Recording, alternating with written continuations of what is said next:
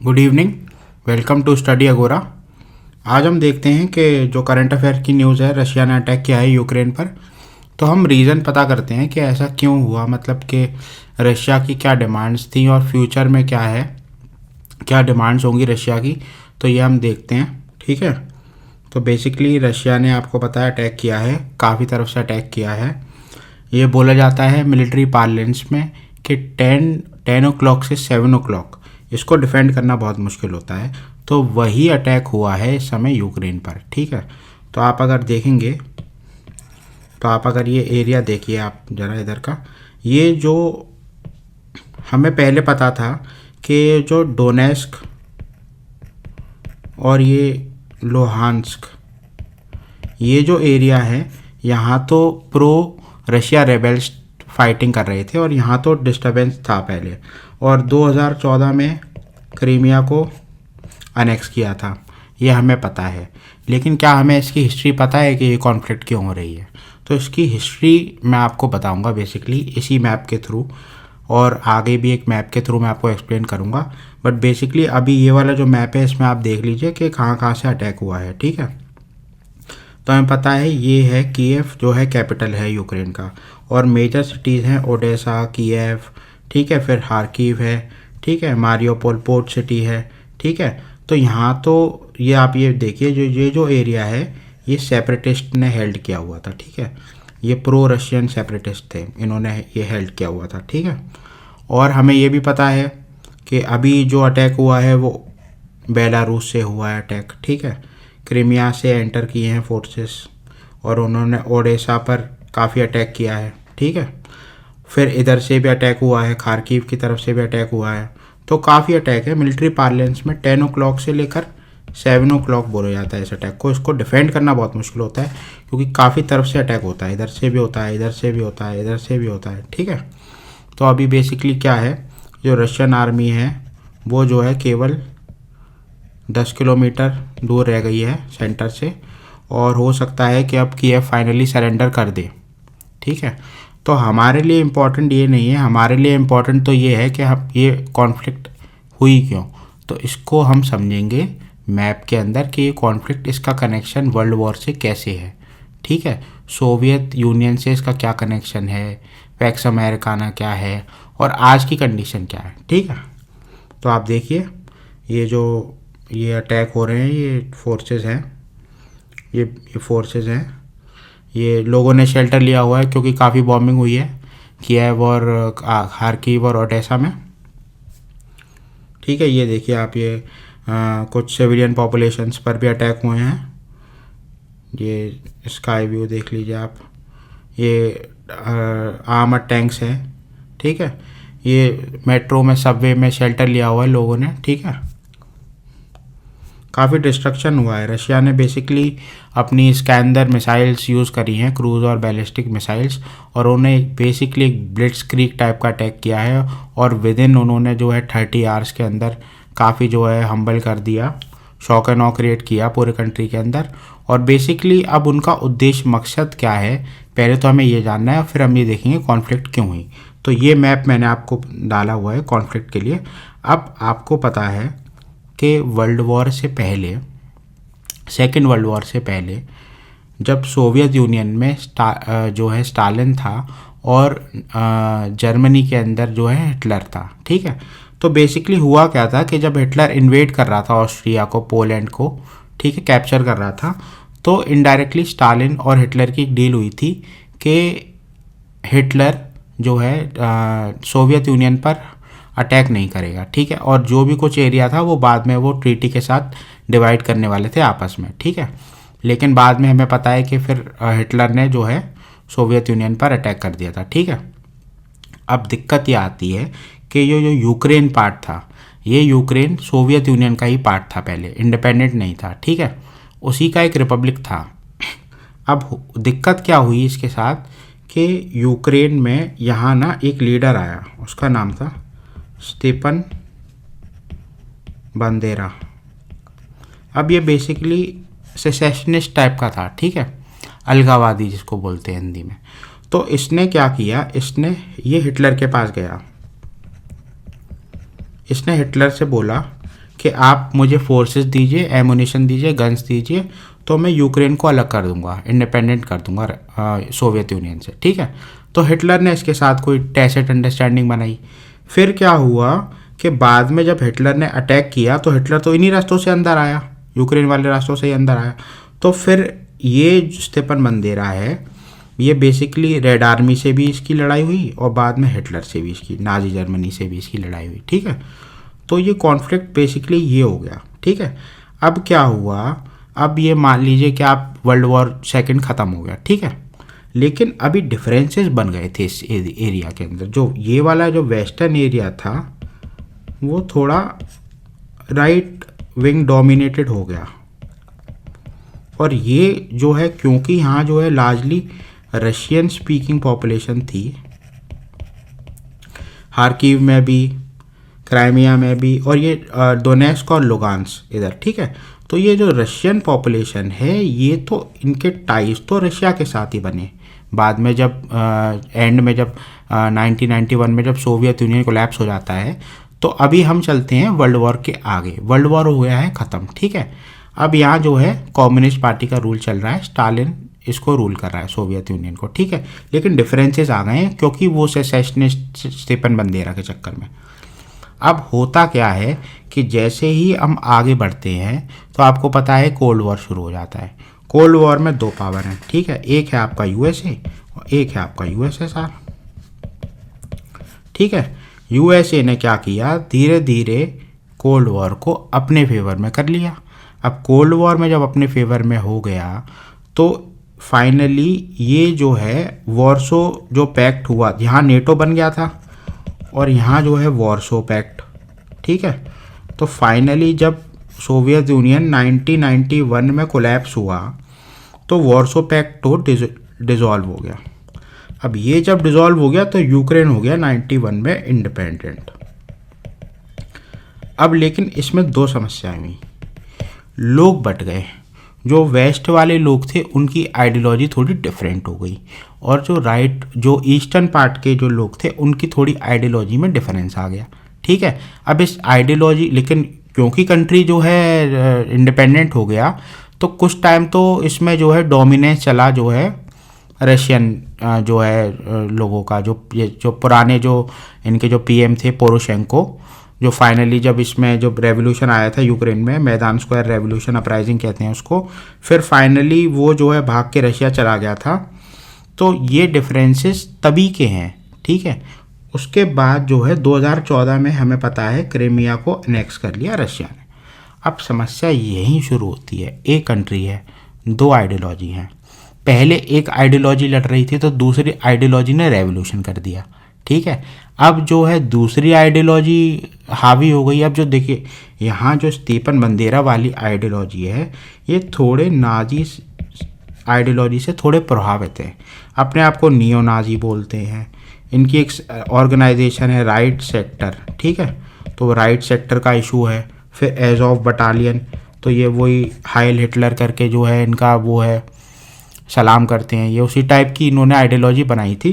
तो आपको पता है ये जो ईस्टर्न पार्ट के जो लोग हैं, और इनफैक्ट यहाँ के भी वेस्ट के भी काफ़ी लोग हैं, तो उन्होंने नाजी जर्मनी से काफ़ी फ़ाइट करी है, उनका काफ़ी नुकसान हुआ है उसमें।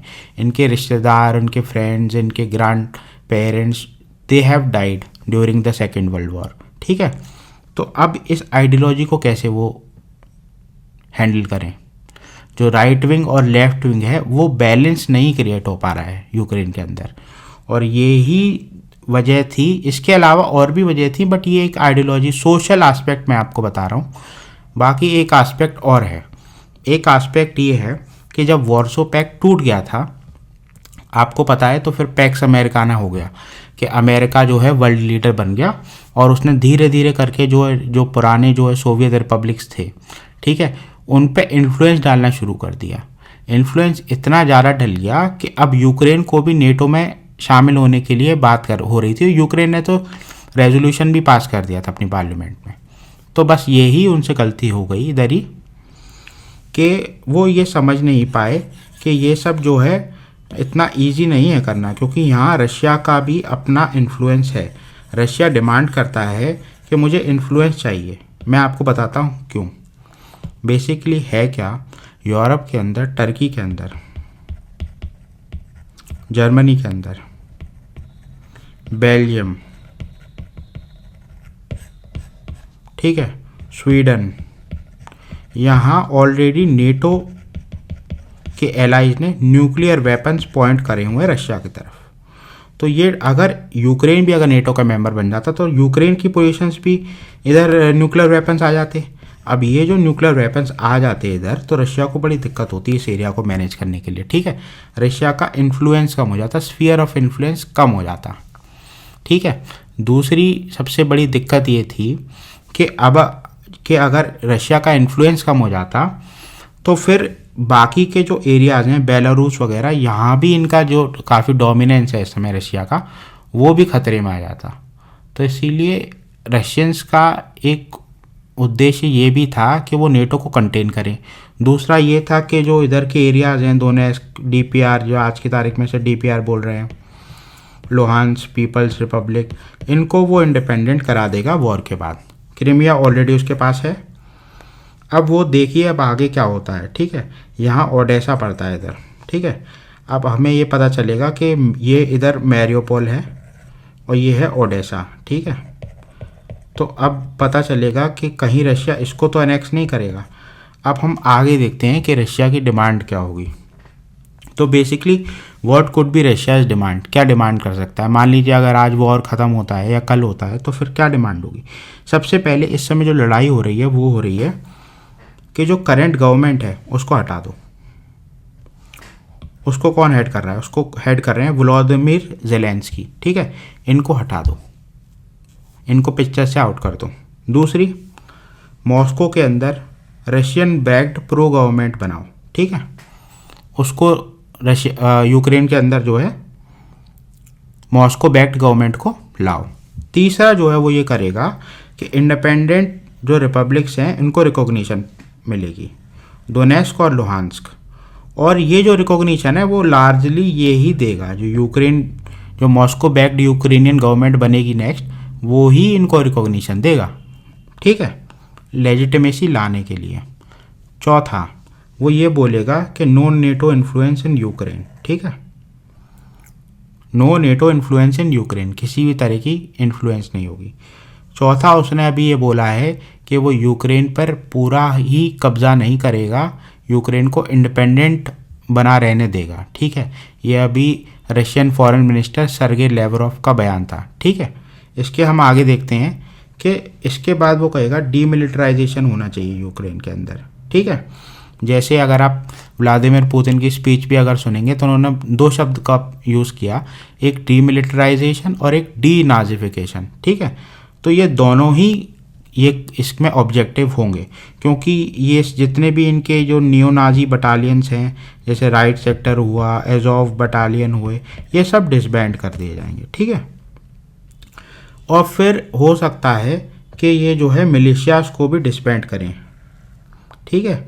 जितनी भी मिलिशिया हैं या आपकी यूक्रेन की मिलिट्री है उसको ये डाउन साइज कर दें, ठीक है। जैसे कि जर्मनी के ऊपर और जापान के ऊपर सेकेंड वर्ल्ड वॉर के बाद जो है रिस्ट्रिक्शंस लगी थी, तो वो रिस्ट्रिक्शंस वापस लग सकती हैं यूक्रेन के ऊपर, ठीक है। फिर हम आगे देखेंगे कि आगे क्या होता है। बेसिकली अभी तो ये है कि Russians are very close to Kyiv, ठीक है।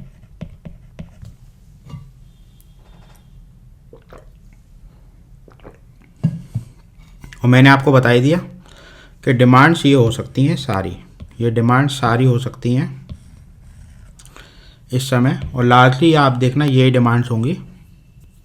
इसके बाद रशियंस वापस चले जाएंगे, हो सकता है उनका कुछ डिप्लॉयमेंट रहे यूक्रेन के अंदर, लेकिन फ्रैंकली गवर्नमेंट तो चेंज होनी है, इंस्टीट्यूशंस भी काफ़ी चेंज हो जाएंगे। तो Ukraine will be a very different country from now onwards, ठीक है। वहाँ रशियन इन्फ्लुएंस काफ़ी होगा, और जैसा कि हमें पता है कि वेस्ट सैंक्शंस लगाएंगे, लेकिन सैंक्शंस का भी इतना कोई इफ़ेक्ट नहीं पड़ेगा। मैं बताता हूँ क्यों। क्योंकि रशियंस का देखिए सैंक्शंस का इसलिए इफ़ेक्ट नहीं पड़ेगा क्योंकि ऑलरेडी रशिया के पास ऑयल और गैस है। इसकी सप्लाई अगर वो कम कर देंगे तो उनके पास रिज़र्व ज़्यादा हो जाएगा, ठीक है।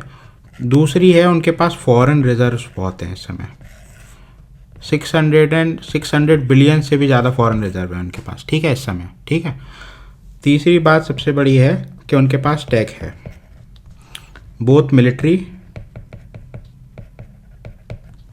और साइबर। तो ये दोनों हैं उनके पास, साइबर टेक भी है और मिलिट्री टेक भी है, ठीक है।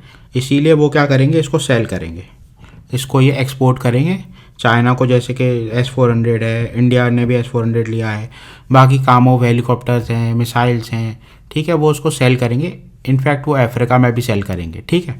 अगर आपने ग्रुप का नाम सुना हो, वागनर ग्रुप, तो इस समय ये वागनर ग्रुप ना अफ्रीका में काफ़ी एक्टिव है, ठीक है, और सीरिया में भी एक्टिव है। तो इतना आपको पता होना चाहिए, वागनर ग्रुप क्या है, रशिया लिंक्ड ग्रुप है, ठीक है। तो वो सैंक्शंस को कैसे हटाएंगे, देखो एक तो पहली बात ऐसा है, रशिया के ऊपर आप पहली बार तो सैंक्शन लग नहीं रहे, इससे पहले भी सैंक्शन लगे हुए हैं। तो वो एक ऐसा कंट्री जो आइसोलेशन में रहना जानता है, उनकी इकॉनमी बेसिकली कैपिटलिस्ट इकॉनमी की तरह नहीं है। दूसरी, उनके पास पेशेंस बहुत है, ठीक है, उनके पास लैंड बहुत है, ठीक है। चौथा मैं बोलूँगा आर्टिक मेल्ट हो रहा है, ठीक है, तो उसको वो एक्सप्लोर करेंगे, ठीक है। जो न्यूली एक्वायर्ड टेरिटरीज हैं, पोर्ट्स हैं, उससे वो अपना ट्रेड बढ़ाएंगे। अब ट्रेड किसके साथ होगा, चाइना के साथ होगा ऑब्वियसली, ठीक है, कुछ यूरोपियन कंट्रीज़ के साथ होगा, इंडिया के साथ होगा, नॉर्थ कोरिया के साथ होगा, इनके साथ वो ट्रेड ईजिली कर पाएगा, ठीक है। तो वो बैलेंस आउट कर लेगा फॉर अ ईयर और 2 और 3 और 4, और बाद में वो इन सेक्शंस का कोई भी ज़्यादा इफेक्ट नहीं रहेगा अनटिल अनलेस अगर इंडिया और चाइना अगर इस पर जो है सैंक्शंस के दबाव में आ जाते हैं, इंडिया दबाव में आ जाता है नेटो और यूएस के, तो बेसिकली वहाँ थोड़ा दिक्कत हो सकती है। लेकिन Russians will easily tackle these sanctions. मैंने आपको बताया तो ऑयल है उनके पास, फॉरेन रिजर्व्स हैं, ठीक है, उनके पास टेक है, साइबर टेक है, मिलिट्री टेक है, एक्सपोर्ट कर सकते हैं वो, ठीक है। फिर उनका टूरिज़्म भी है, फिर उसके बाद वो आर्टिक में एक्सप्लोर कर रहे हैं काफ़ी, ठीक है। और फिर न्यूली एक्वायर्ड जो वार्म पोर्ट्स हैं, मैरियोपोल और ओडेसा के, तो वहाँ से भी वो ट्रेड करेंगे, ठीक है। सेंट्रल एशियन रिपब्लिक्स में वो अपना स्टेक बढ़ाएंगे। और सबसे इम्पॉर्टेंट बात, अब रशियंस आपको दिखेंगे अफ्रीका में। वहाँ आपको पता है कि डेमोक्रेसी की समस्या है और काफ़ी डिक्टेटरशिप्स भी हैं वहाँ, ठीक है, अथॉरिटेरियन रिजीम्स हैं। तो हो सकता है कि वो वहाँ वेपन सेल करें और उससे काफ़ी अच्छा रेवेन्यू जनरेट करें। इनफैक्ट वो ऑयल और गैस भी अपना इनडायरेक्टली चाइना के थ्रू जो है ट्रेड कर सकते हैं। तो सैंक्शंस इतना इजी नहीं है रशिया पर लगाना। और फिर उनके पास न्यूक्लियर वेपन्स भी हैं, by the end of the day वो न्यूक्लियर वेपन्स भी सेल कर सकते हैं। Saudi is looking for nuclear weapons. Many of the countries are looking for nuclear weapons. Iran is looking for nuclear weapons. ठीक है, Argentina is looking for nuclear weapons. Brazil is somehow deciding. ठीक है, तो ये सब है कि sanctions लगाना इतना इजी नहीं है रशिया पे। तो अभी देखते हैं फिर आगे क्या होता है, अपने एग्ज़ाम के लिए क्या इम्पोर्टेंट है।